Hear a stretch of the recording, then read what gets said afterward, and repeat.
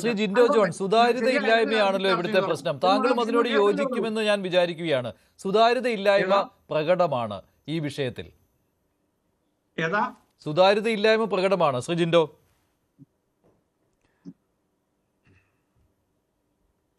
അല്ല മഞ്ജുഷേ, ഞാൻ പറയുന്നത് ഇപ്പോൾ എനിക്ക് മുമ്പ് സംസാരിച്ച ശ്രീ ജയചന്ദ്രൻ പറഞ്ഞതുപോലെ അദ്ദേഹം പറഞ്ഞത് വി.ഡി. സതീശൻ കേരളത്തിൻ്റെ മുഖ്യമന്ത്രി ആയപ്പോൾ മുതലുള്ള കുറേ കാര്യങ്ങൾ പറഞ്ഞു.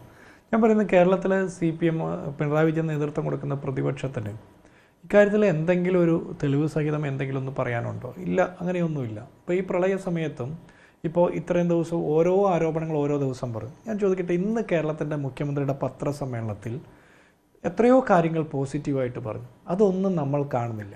ഞാൻ പറയുന്ന ഒരാളെ വിമർശിക്കുമ്പോൾ അതിന് ഫാക്ച്വലായിട്ടുള്ള എന്തെങ്കിലും കാര്യം വെച്ചിട്ട് വിമർശിക്കണം. അദ്ദേഹം നേരത്തെ പറഞ്ഞ വാക്കിൽ നിന്ന് വ്യത്യസ്തമായിട്ടുള്ള എന്തെങ്കിലും പറഞ്ഞിട്ടുണ്ടെങ്കിൽ തീർച്ചയായിട്ടും നിങ്ങൾ വിമർശിക്കണം, അത് ചൂണ്ടിക്കാണിക്കണം, അത് തിരുത്തപ്പെടേണ്ടതുമാണ്, തിരുത്തിക്കുകയും ചെയ്യണം.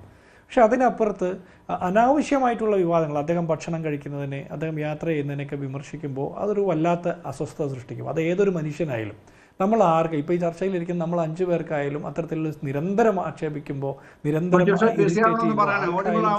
പ്രയാസങ്ങളുണ്ടാവും. സ്വാഭാവികമാണ്. അദ്ദേഹത്തിൻ്റെ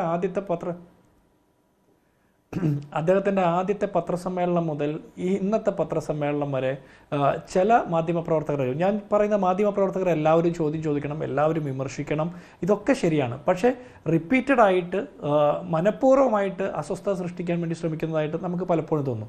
ഞാൻ പറയുന്ന അദ്ദേഹവും വിമർശിക്കപ്പെടേണ്ടതാണ്, നമ്മളെല്ലാവരും വിമർശിക്കപ്പെടേണ്ടതാണ്, നമ്മളെക്കാൾ കൂടുതൽ കേരളത്തിൻ്റെ മുഖ്യമന്ത്രി ഓഡിറ്റ് ചെയ്യപ്പെടേണ്ടതുമാണ്. പക്ഷേ ഞാൻ ചോദിക്കുന്നത്, അദ്ദേഹം ഭക്ഷണം കഴിച്ചതും അദ്ദേഹം ഹെലികോപ്റ്ററിൽ യാത്ര ചെയ്തതുമൊക്കെ വിവാദമാക്കുമ്പോൾ ഇതിനിടയ്ക്ക് പ്രളയ സമയത്തായിരുന്നു ഈ തിടുക്കം എന്നുള്ളതൊക്കെയാണ് അദ്ദേഹം ഭക്ഷണം കഴിച്ചത് എന്നൊക്കെ പറഞ്ഞാണ് വിവാദം. ഞാൻ ചോദിക്കുന്നത്, ഇന്ന് അദ്ദേഹം പ്രഖ്യാപിച്ച കുറേ കാര്യങ്ങളുണ്ട്.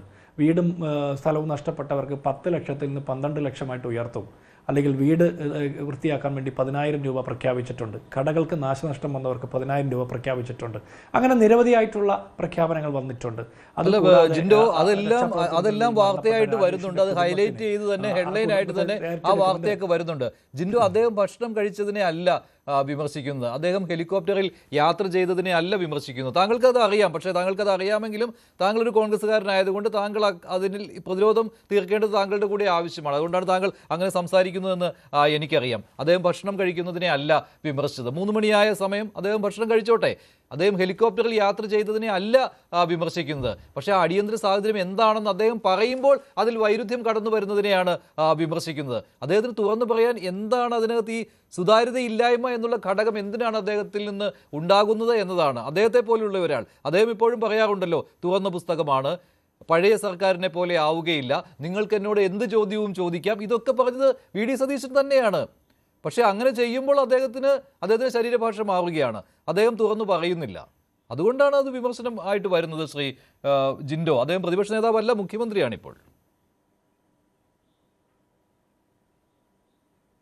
എനിക്ക് മനസ്സിലായി, നിങ്ങൾ ചോദിക്കുന്നതിൻ്റെ ശരിഭാഗം എനിക്ക് മനസ്സിലാകാഞ്ഞിട്ടല്ല. പക്ഷേ ഞാൻ പറയുന്നത്, അദ്ദേഹത്തെ ഓഡിറ്റ് ചെയ്യുമ്പോൾ അദ്ദേഹം ഇന്നത്തെ പത്രസമ്മേളനത്തിൽ പറഞ്ഞ ഒരുപാട് പോസിറ്റീവായിട്ടുള്ള കാര്യമുണ്ട്. കേരളത്തിൻ്റെ മുഖ്യമന്ത്രിയിൽ നിന്ന് കേരളത്തിലെ ജനങ്ങൾ പ്രതീക്ഷിക്കുന്ന ഒരുപാട് പ്രഖ്യാപനങ്ങൾ, ഒരുപാട് നയപരമായിട്ടുള്ള സമീപനം എടുത്തിട്ടുണ്ട്.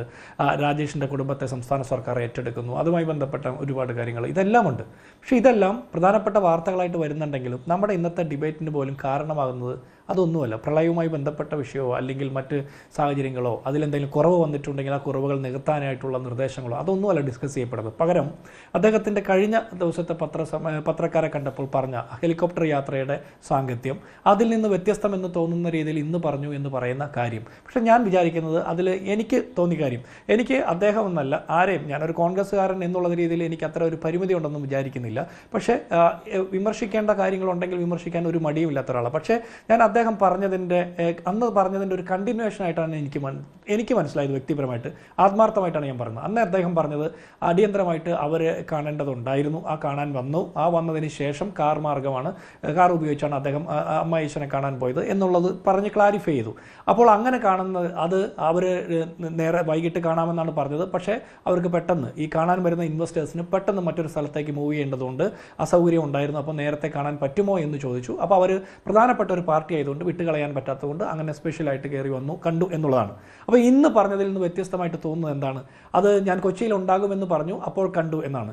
ഈ കൊച്ചിയിൽ ഉണ്ടാകുമെന്ന് പറയുന്നത് സ്വാഭാവികമായിട്ട് ഇവർ അതിന് മുമ്പേ കോൺടാക്ട് ചെയ്തിട്ടുണ്ടാവും. അപ്പോൾ അന്ന് മുഖ്യമന്ത്രി അന്ന് വേറെ പ്രത്യേകിച്ച് അസൈൻമെൻ്റ് ഒന്നും എടുക്കാത്തൊരു ദിവസമാകുമ്പോൾ വൈകുന്നേരം വന്ദേ ഭാരതിന് എറണാകുളം എത്തുമെന്ന് പറഞ്ഞിട്ടുണ്ടാകാം. അപ്പോൾ അതിനുശേഷം കൊച്ചിയിൽ കാണാമെന്നും പറഞ്ഞിട്ടുണ്ടാകാം. പക്ഷേ ആ പറഞ്ഞു വെച്ചതിൽ നിന്ന് വ്യത്യസ്തമായിട്ട് നേരത്തെ പോകേണ്ടതുണ്ട് എന്ന് അറിയിച്ചപ്പോൾ അടിയന്തരമായിട്ട് അദ്ദേഹം ഹെലികോപ്റ്റർ എടുത്ത് വന്നു എന്നുള്ളതാണ് ഇന്ന് ആഡ് ഓൺ ചെയ്തതെന്നാണ് ഞാൻ വിചാരിക്കുന്നത്.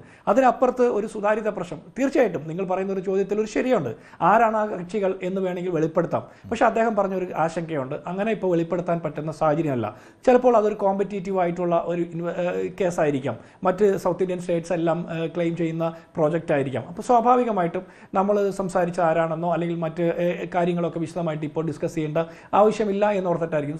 തീർച്ചയായിട്ടും അത് വെളിപ്പെടുത്തേണ്ടതാണ്. അദ്ദേഹം കൃത്യമായ സമയത്ത് വെളിപ്പെടുത്തുമെന്നാണ് വിചാരിക്കുന്നത്. അതിൻ്റെ പേരിൽ അദ്ദേഹം കള്ളം പറഞ്ഞു എന്നുള്ള നരേറ്റീവിനോട് വ്യക്തിപരമായിട്ട് എനിക്കൊരു യോജിപ്പില്ല. ശരി അദ്ദേഹം